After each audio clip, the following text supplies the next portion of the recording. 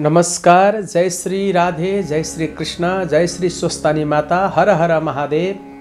समादरणीय श्रद्धालु भक्त सज्जनवृन्द, हजुरहरू समक्ष श्री स्वस्थानी व्रत कथामा आधारित कथा, यो माघ महात्म्यको कथा, श्री स्वस्थानीको कथा यहाँहरूको सामु हामीले प्रस्तुत गरेका छौँ र हजुरहरू जहाँ हुनुहुन्छ, जुन ठाउँमा हुनुहुन्छ, स्वदेशमा होस् विदेशमा जहाँ भए पनि अत्यन्तै पवित्र र शुद्ध भावले यो श्री स्वस्थानी व्रत कथालाई श्रवण गर्नुहोला। सर्वप्रथम त स्वस्थानी माताको पुष्पाञ्जलीबाट आजको कार्यक्रमलाई हामी शुभारम्भ गर्नेछौँ। पुष्पाञ्जली पश्चात अनि पुनः फेरि प्रत्येक अध्यायको कथा यहाँलाई हामीले हरेक दिन प्रस्तुत गर्नेछौँ। आउनु सबै मिलेर पुष्पाञ्जली गरौँ। हरे नमः।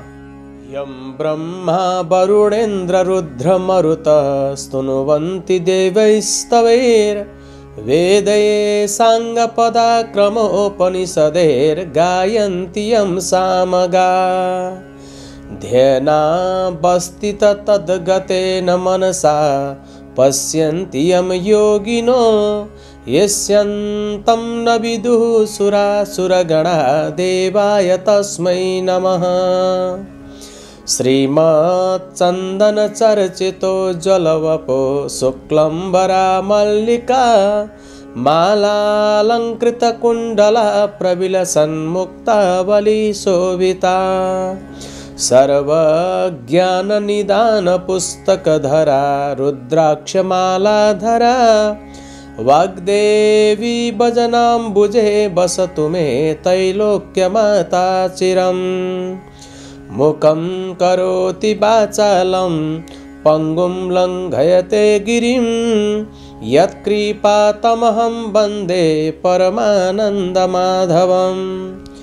नमो भगवते तस्मै व्यासाय मिततेजसे यस्य प्रसादात् वक्ष्यामि नारायण कथामिमां। नारायणं नमस्कृत्य नरं चैव नरोत्तमं देवीं सरस्वतीं व्यासं ततो जयमुदीरये।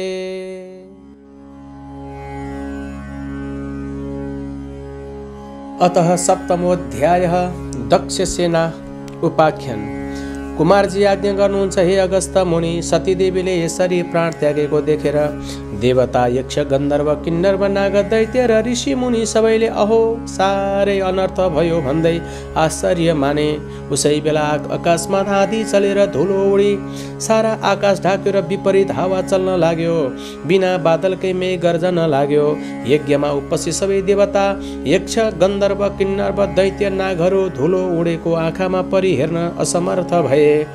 वायुको वेगमा अडिन नसकी भूमिमा घोप्टिए। वायुको त्यो उग्र वेगले कतिलाई उडाएर लग्यो, कति भुइँमा पछारिए, कति रुन कराउन लागे। यस हुरीमा परेर कतिको आँखा हात भाँचियो, कतिको खुट्टा मर्कियो, कतिले भूमिमा टाउको टेक्न पुगे, कतिका मुख भूमिमा घोप्टिएर माटो खान लागे। उठ्न असमर्थ भएका जति रुन कराउन लागे। कति रक्षा गर मरे बाबा मरे आमा बचाऊ भन्न लागे। यस्ता प्रकारले यज्ञमा उत्पात भएको केही बेरपछि हुरीको वेग कम भयो र दक्ष प्रजापतिको चिन्ता गरे। सबै छोरी ज्वाइँलाई डराउनु पर्दैन भने सान्त्वना दिइसकेपछि चित्त व्याकुल गरी अब कसरी गरौँ भन्दै गुरु बृहस्पति कहाँ गएर बिन्ती गरे, हे गुरु अनर्थ भयो, अब कसो गर्ने, असम्भव कुरा प्रत्यक्ष भयो भन्दै भयभीत स्वरमा कराउन लाग्यो। त्यसै बेला नारदजीले सतीदेवीले अग्नि कुण्डमा हामफाले प्राण त्याग गरेको देखे।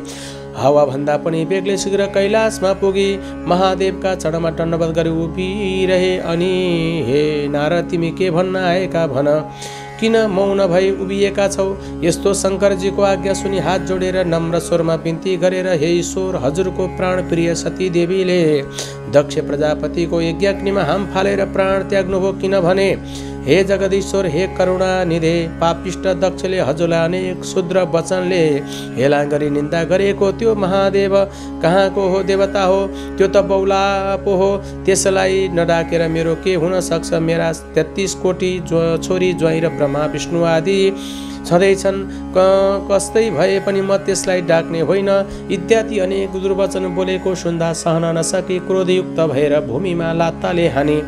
यज्ञको परिक्रमा गरी कसैको पनि मुखतर्फ नहेरी केवल हजुरको नाम शिव शिव भन्दै यज्ञाग्निमा हम्फाले प्राण त्यागिन्। हे प्रभु, हजुरको डरले अग्निले दिह दग्ध गर्न सकेका छैनन्, केवल प्राण छाडेर यज्ञ कुण्डमा शयन गरे झैँ सुतिरहनु भएको छ। हे ईश्वर, यही कुरा बिन्ती चढाउन आएको हुँ। हे चन्द्रमौले, अनर्थ भयो, अब के गर्ने? यति भनी नारदजी उभिरहे। नारद मुनिका कुरा सुनेर महादेवले आज्ञा भए, हे मुने, तिमीले भनेको कुरा निश्चय सत्य हो कि होइन? शिवजीको यस्तो वचन सुनि नारदले भने, हे जगदीश्वर, हजुरका सामु मिथ्या बोल्ने साहस अथवा शक्ति ममा छैन। ध्यान दृष्टिले हेर्नु भए सत्य सत्य ज्ञात हुनेछ। नारदजीका यस्ता वचन सुनि ध्यान दृष्टिले विचार गरी हेर्नुभयो त अत्यन्त क्रोधले तिनी नेत्रबाट अग्निका ज्वाला निकाली दारा किटी पाखुरा निमोड्दै नारदजीको सामुन्ने नै भन्नुभयो, हे मुने, 33 कोटी देवताले रक्षा गरिएको पापिष्ट दक्षको विनाश नगरी छाड्ने छैन। अब तिमी आफ्नो आश्रममा जाओ भनी बिदा दिनुभयो र नारदजी महादेवलाई दण्डवत प्रणाम गरेर आफ्नो ध्यान धाममा गए। नारदजी गएपछि शिवजीले सती देवीलाई सम्झेर रिसले तिनी नेत्रबाट अग्निका जस्तै ज्वाला निकाली शिखाबाट एउटा जटा निकालेर भुइँमा पछारे। जटा त्यसबाट मेघ गर्जे जस्तै चर्को शब्द गरी भयङ्कर 64 योगिनी भूत प्रेत पिचास प्रथम गणले सहित भएर महाकाली उत्पन्न भइन्। कस्ती महाकाली भने डरलाग्दो अनुहार भएके, लामा लामा दारा भएके, आकाश जस्तो पेट भएके, बाको छाला कम्मरमा बेरेकी, झाँक्रो फिजेके, हातमा भयङ्कर खड्गा लिएकी, कहिले हाँस्ने कहिले लामो जिब्रो निकाल्ने यस्ती महाकाली शिवजीको सामुन्ने उभिन्। के कामले मेरो आराधना गर्नुभयो भनी बिन्ती गरिन्। अनि महादेवले अघि झैँ अर्को जटा निकालेर भुइँमा पछारे। त्यसबाट पृथ्वी कम्पयमान गर्दै क्रोधित सिंह जसरी गर्जन्छ त्यस्तै ध्वनि निकाल्दै 1000 सूर्य जस्तो तेज भएका, सम्पूर्ण शरीरमा खरानी घसेका, मुण्डमाला लगाएका, दायाँ हातमा त्रिशूल लिएका, बायाँ हातले डम्बरू बजाउने यस्ता भीषण मूर्ति भएका वीरभद्रले महादेवका अगाडि उभिएर बिन्ती गरे, हे शम्भो, हामीहरूलाई किन आराधना गर्नुभयो?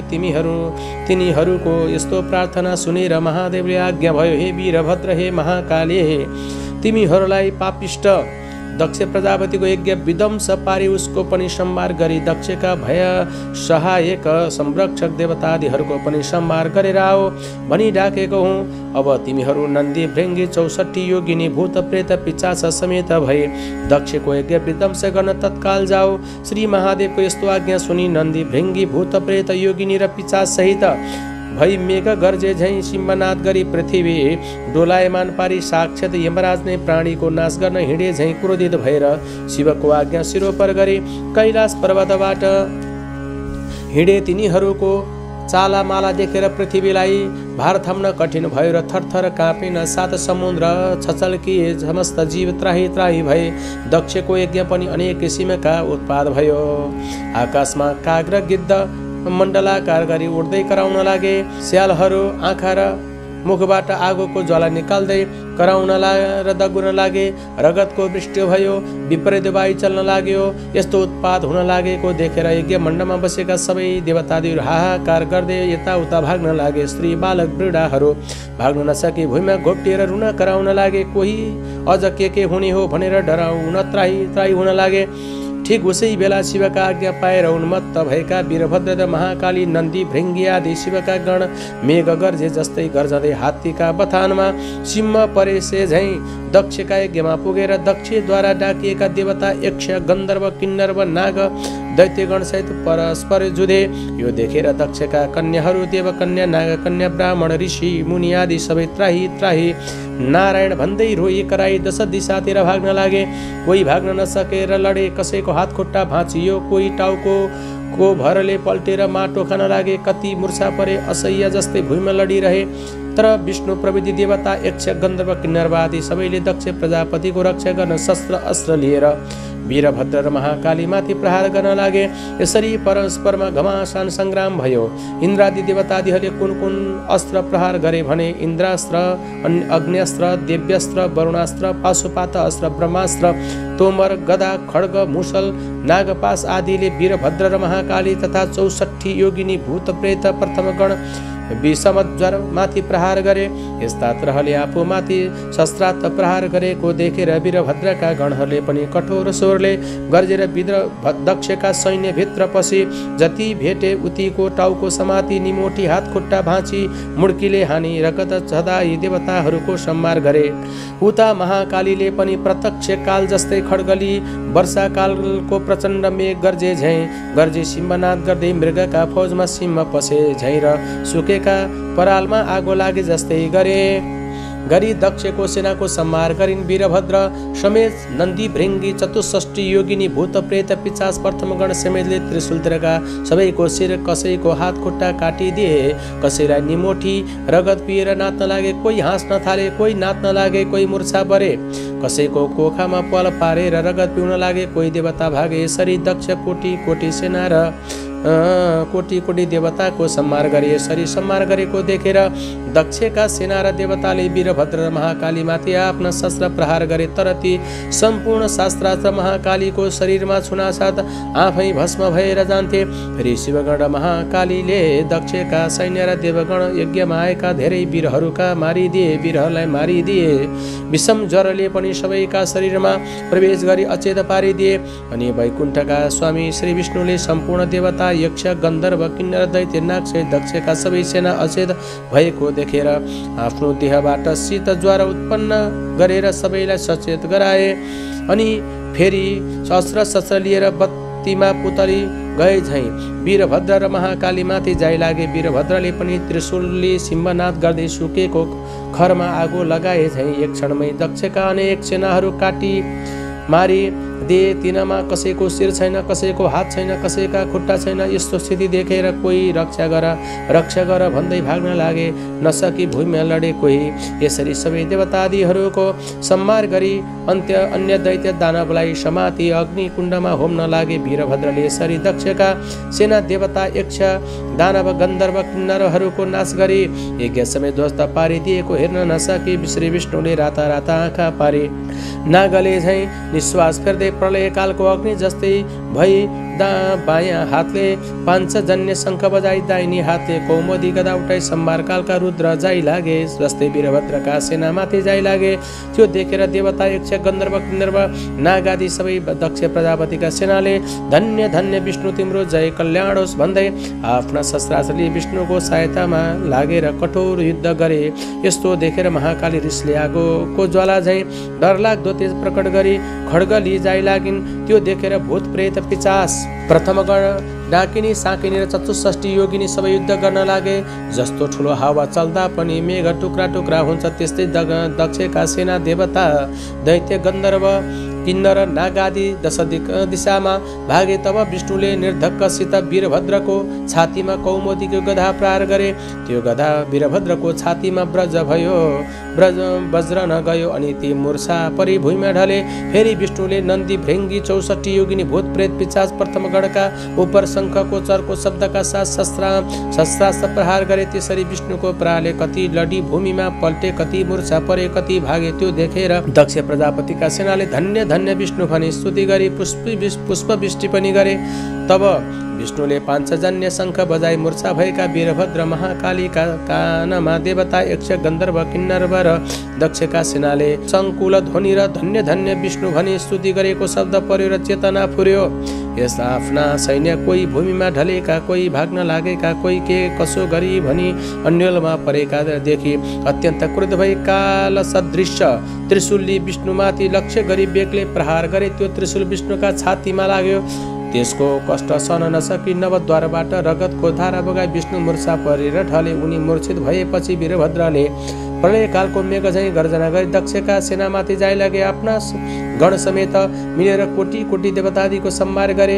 वीरभद्र गर्जेको शब्द उनका गणहरू नन्दी भृङ्गी प्रथम गण सेनाका कानमा परेर बिउजी उभिएर हेर्दा रणभूमिमा विष्णु मूर्छा परेका र वीरभद्रले दक्ष सैन्य र देवताहरूको सम्हार गरेको देखेर धन्य धन्य वीरभद्र भने आफ्ना शस्त्र अस्त्र लिएर दक्षका सैन्यमाथि जाइ लागे। यसरी अत्यन्त भयङ्कर युद्ध भयो। कस्तो युद्ध भने हे मुनि, महाकाली र वीरभद्र तथा उनका सेना समेत जाइ लागे। अनि कसैको टुप्पी समातेर पछाडि खड्कले हानी मारे, कसैलाई मुड्कीले नै मारे। 64 योगिनीले कति कतिलाई निमोठेर मारे, कसैको काखीमा पल पारेर रगत पी मारे, कसैलाई पक्री अग्निकुण्डमा होमिदिए। यस्ता प्रकारले देवता, यक्ष, गन्धर्व, दैत्य, किन्नरको नाश गरेर वीरभद्रका सैन्यले जय जयकार गरी कराएको शब्द मूर्छा परेका विष्णुको कानमा पर्यो। मूर्छाबाट उठेर हेर्दा वीरभद्र र महाकालीले यज्ञ विध्वंस पारी देवता र दक्षका सैन्य समेत नाश गरेको देखे अत्यन्त क्रोधित भए। राता आँखा पारेर, हे पापिष्ट, आज तेरो नाश गरेर दक्षको यज्ञ पूर्ण पारी सबै देवता, यक्ष, गन्धर्व, नाग आदि सबैलाई सन्तोष दिनेछु। आज एकादश रुद्र तेरो सहायक भएर आए पनि रक्षा गर्न सक्ने छैनन्। सम्पूर्ण दुष्टको संहार गर्ने यो चक्र देखिस् भनी सुदर्शन चक्र देखाएर विष्णुले भनेको यस्तो क्षुद्र वचन सुनेर वीरभद्र रिसले चुर भई भन्दछन्, हे पापिष्ट विष्णु, सम्पूर्ण दुष्टको नाश गर्ने चक्र भनेर देखाइस्। तेरो पराक्रम माफिक त्यो चक्र मेरा उपर प्रहार गरेर हेर, मुखले भनेर मात्र केही हुन सक्दैन। यस्तो वीरभद्रको वचन सुनि विष्णु रिसाएर वीरभद्रलाई ताकेर सुदर्शन चक्र प्रहार गरे। त्यो चक्र अनेक सूर्यको जस्तो तेज र प्रलयकालको मेघ गर्जे झैँ गर्जना गर्दै काल रुद्र नाश गर्न गए झैँ गयो। यस प्रकारले आएको त्यो चक्रलाई देखि नन्दी, भृङ्गी, भूत, प्रेत, 64 योगिनी, प्रथम गण आदि शिवका गणहरू त्राई त्राई। वीरभद्र महाकाली भनी उनका नजिकै गए। यस्तो जस्तो समुद्र मथनमा कालकोट विष निक्लिएर सबैलाई भस्म पार्न खोज्दा त्यो विष शिवले पान गर्नु भएको थियो, त्यस्तै त्यो चक्र आएको देखेर वीरभद्रले मुख बाइदिएकोले र वीरभद्रको मुखमा पसेर उनले निल्न तयार भएको देखे विष्णुले चाँडो गरी ती वीरभद्रका मुखबाट सुदर्शन चक्र झिकी त्यहाँबाट अन्तर्धान भए वैकुण्ठ जाँदा भए। इति श्री स्कन्द पुराणे केदारखण्डे माघ महात्म्ये कुमार अगस्त्य संवादे श्री स्वस्तानी परमेश्वरीय व्रत कथायं दक्ष सेनावधो नाम सप्तमोऽध्याय। अब पुनः फेरि समादरणीय श्रद्धालु भक्त सज्जनबिन सबैले हातमा पुष्पाञ्जली लिएर पुष्पाञ्जली गरौँ। उपनयतु मङ्गलं वा सकल जगन मङ्गलालय, श्रीमान दिनकर किरण निबोधित नवनलिन दल निवेक्षणः, कृष्णकाले वर्षतु पर्जन्यः पृथिवी सस्यशालिनी, देशोऽयं क्षोभरहितो ब्रह्मणः सन्तु निर्भया, अपुत्रः पुत्रिणः सन्तु पुत्रिणः सन्तु पौत्रिणः, निर्धना सदना सन्तु जीवन्तु शरदां शताम्। तत्रैव गंगा यमुना च तत्र गोदावरी सिन्धु सरस्वती च, तीर्थानि सर्वाणि वसन्ति तत्र यत्राच्युतोद्धार कथा प्रसंग। या कुन्देन्दु तुषारहार धवला, या शुभ्रवस्त्रावृता, या वीणा वरदण्ड मण्डितकरा, या स्वेद पद्मासना, या ब्रह्माच्युत शंकर प्रभृतिभिर्देवैः सदा वन्दिता, सा मां पातु सरस्वती भगवते निशेषजाड्यपहा। कायेन वाचा मनसेन्द्रियैर्वा बुद्ध्यात्मना वा प्रकृति स्वभावात्, करोमि यद्यत् सकलं परस्मै नारायणायेति समर्पयेत्। इति श्री स्वस्तानी देव्यै नमः। श्री स्वस्तानी देव्यार्पणमस्तु।